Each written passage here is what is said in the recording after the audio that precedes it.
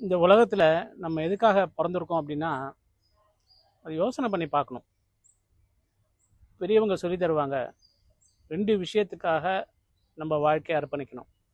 ஒன்று பரோபகாரம், 2வது தேவதா கைங்கரியம். இந்த பரோபகாரம் அப்படிங்கிறது அடுத்தவர்களுக்கு உதவி செய்கிறது. தேவதா கைங்கரியம்ங்கிறது முதல்ல பூஜை பண்ணுறது வீட்டில். அடுத்தது நம்ம வீட்டில் இருக்கக்கூடிய பூஜை ரூமை சுத்தமாக வைக்கிறது, பூஜை இடத்த சுத்தமாக வைக்கிறது.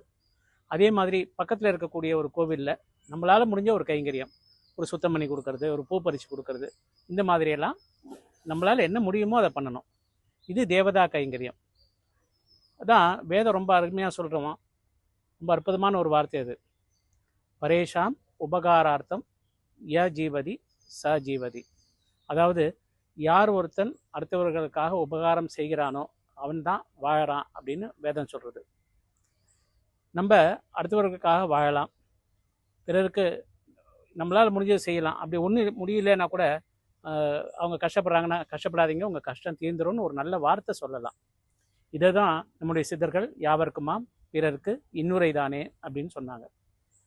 நம்ம இந்த விஷயத்தை இன்றைக்கி ஞாபகம் வச்சுக்கலாம்.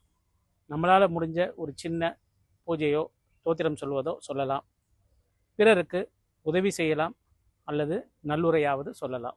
நன்றாக குருவாழ்க, குருவே துணை.